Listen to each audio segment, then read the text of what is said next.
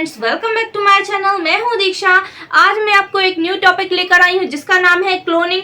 तो क्लोनिंग एक ऐसी विधि है, एक ऐसी जैव प्रौद्योगिकी विधि है जिसमें क्या होता है, किसी भी जीव की हूबहू कॉपी या प्रतिकृति बनाई जाती है जिसे हम कहते हैं क्लोनिंग। अर्थात क्लोन बनाने की जो क्रिया है वो क्या कहलाती है, क्लोनिंग कहलाती है। तो क्लोनिंग की डेफिनेशन हम क्या कहेंगे, क्लोन बनाने की क्रिया, ये इसकी क्या हो गई, एक लाइन में डेफिनेशन हो गई। तो ये एक ऐसी जैव प्रौद्योगिकी विधि है जिसमें किसी भी जीव की हूबहू कॉपी या प्रतिकृति बनाई जाती है। इस विधि में क्या होता है, जो मूल जीव होता है, जो मेन जीव होता है, उसी के समान इसका डीएनए ऑर्गेनाइजर होता है। अब जो अलैंगिक जनन करने वाले पेरेंट्स होते हैं या जनक होते हैं, तो उनकी जो संतान होती है वो जनक की क्या होती है, क्लोन होती है।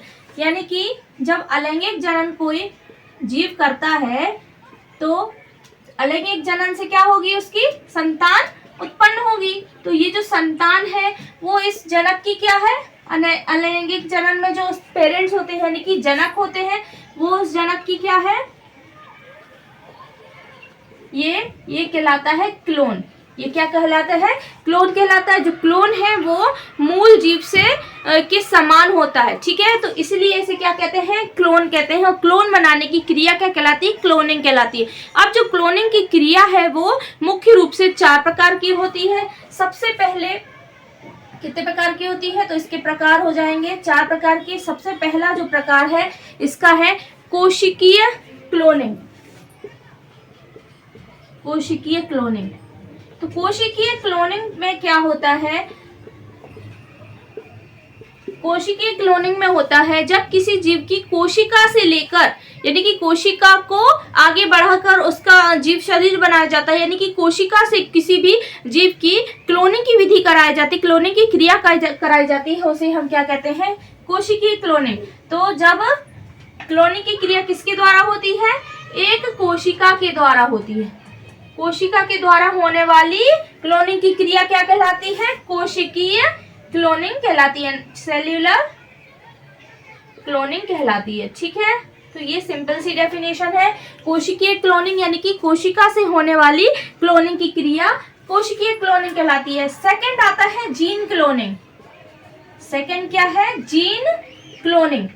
तो जीन क्लोनिंग की क्रिया जेनेटिक होती है, यानी कि इसमें जीन से क्या कराई जाती, किसी भी एक जीन को लेकर के उससे पूरा क्लोन बनाया जा सकता है, उसी की तरह हूबहू प्रतिकृति बनाई जाती है, तो उसे क्या कहते हैं, जीन क्लोनिंग कहते हैं। तो इसका प्रयोग मुख्य रूप से दवाइयों में किया जाता है। फॉर एग्जाम्पल हम देखेंगे इंसुलिन जो है हार्मोन है, उसी के जो व्यक्ति है उसका डीएनए टेस्ट करके उसी की तरह इंसुलिन उसको बनाया जाता है, यानी कि मुख्य रूप से ये इंसुलिन दवाई बनाने के लिए ये वाली क्लोनिंग विधि की जाती है। तो वह क्लोनिंग विधि जिसमें जीन के द्वारा क्लोन बनाया जाता है उसे क्या कहते हैं, जीन क्लोनिंग कहते हैं। क्या कहते हैं, जीन क्लोनिंग कहते हैं। थर्ड आता है प्रजनन क्लोनिंग, रिप्रोडक्टिव क्लोनिंग। तो जो प्रजनन क्लोनिंग है इसमें क्या करते हैं, दो जीवों जब आपस में प्रजनन करते हैं तो उनके पूरे जीव की जो प्रतिकृति है, पूरे जीव शरीर की हूबहू प्रतिकृति बनाई जाती है, उसे हम क्या कहते हैं, प्रजनन क्लोनिंग कहते हैं। तो सबसे पहला जो क्लोन बनाया गया था वो डॉली भेड़ नाम की बनाई गई थी, तो इसका एग्जाम्पल हो जाएगा प्रजनन क्लोनिंग में क्या हो जाएगा, डॉली भेड़। तो डॉली भेड़ का क्लोन बनाया गया था, प्रजनन कराकर हूबहू उसी की तरह क्लोन बनाया गया था, इसलिए इस क्लोनिंग को क्या कहते हैं, प्रजनन क्लोनिंग कहते हैं। और लास्ट है उपचारात्मक क्लोनिंग। चौथा क्या है, उपचारात्मक क्लोनिंग।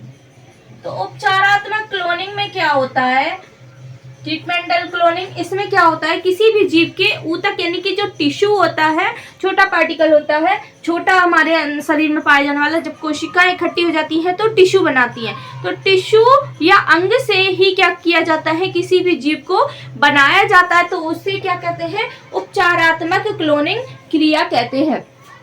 तो क्लोनिंग, जो उपचारात्मक क्लोनिंग है, इसमें क्या होता है, फॉर एग्जाम्पल जो हमारे शरीर में स्टेम सेल पाई जाती हैं, उससे किसी भी जीव शरीर का अंग बनाया जाता है, जैसे कि लीवर बना लेना, हार्ट बना लेना, ये कैसे बन जाता है, स्टेम सेल से किसी भी जीव का कोई भी अंग बन जाता है। तो इसका एग्जाम्पल क्या हो जाएगा, ये कैसे बनता है, ऊतक और अंग, ठीक है।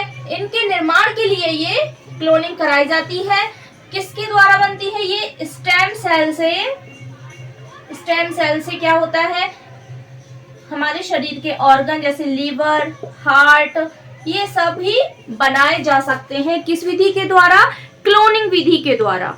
क्लोनिंग के प्रकार के बाद इसके हम बेनिफिट्स देखेंगे, इसके क्या लाभ है। तो क्लोनिंग करने से क्या क्या पता चल जाता है, आनुवांशिक जो बीमारियां होती हैं क्लोन में, वो पहले से हम उसकी स्टडी कर लेते हैं और उसका पता लगाते हैं। इसके अलावा कई दुर्लभ जातियों का भी पता उससे संरक्षण हो जाता है, जैसे कि किसी भी जाति को नष्ट नहीं करना है, उसका संरक्षण करके रखना है, तो दुर्लभ जातियों का संरक्षण हो जाता है।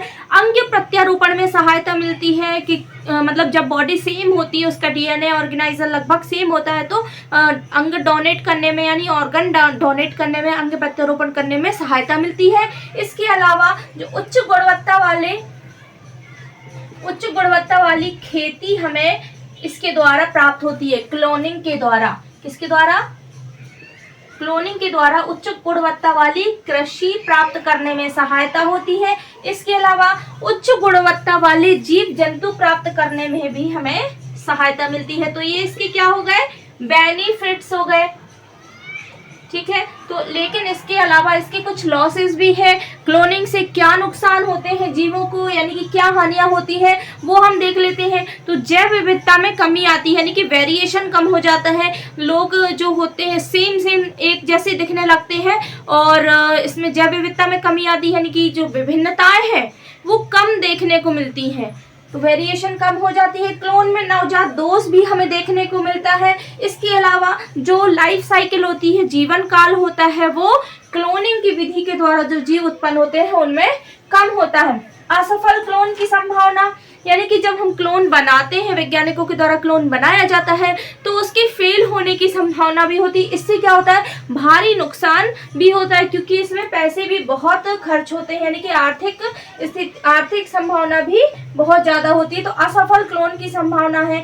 लास्ट है नैतिक, यानी कि धार्मिक आपत्तियां। कुछ रूढ़िवादी लोग होते हैं जिनको ये क्लोन वाली क्रिया पसंद नहीं है, यानी कि क्लोनिंग की क्रिया जो होती है उसमें क्या होता है, हूबहू उसी की तरह व्यक्ति बनाया जा सकता है। जैसे कोई व्यक्ति मर गया है तो उसका डीएनए संभाल के रख लेंगे और उसका क्लोन बनाया जा सकता है। लेकिन कुछ रूढ़िवादी लोग ये हैं जो इसका विरोध कर रहे हैं, यानी कि नैतिक धार्मिक आपत्तियां उठा रहे हैं, जिसकी वजह से क्लोनिंग विधि को नुकसानदायक माना गया है। तो इसके कुछ बेनिफिट्स भी हैं, कुछ लॉस भी है, और क्लोनिंग कैसे होता है, इसके क्या प्रकार हैं, वो मैंने आपको वीडियो में बताया है। तो स्टूडेंट्स, इस वीडियो को अपने दोस्तों में ज़्यादा से ज़्यादा शेयर कीजिए, और मेरे वीडियो को लाइक, शेयर और सब्सक्राइब करना ना भूलें। Thank you. Thanks for watching the video. कृपया वीडियो को लाइक, शेयर एंड सब्सक्राइब कीजिए। अगला लेक्चर जल्द ही लेके आएंगे। तब तक नोट्स बनाइए, रिवीजन कीजिए और अच्छे से पढ़ते रहिए। Thank you.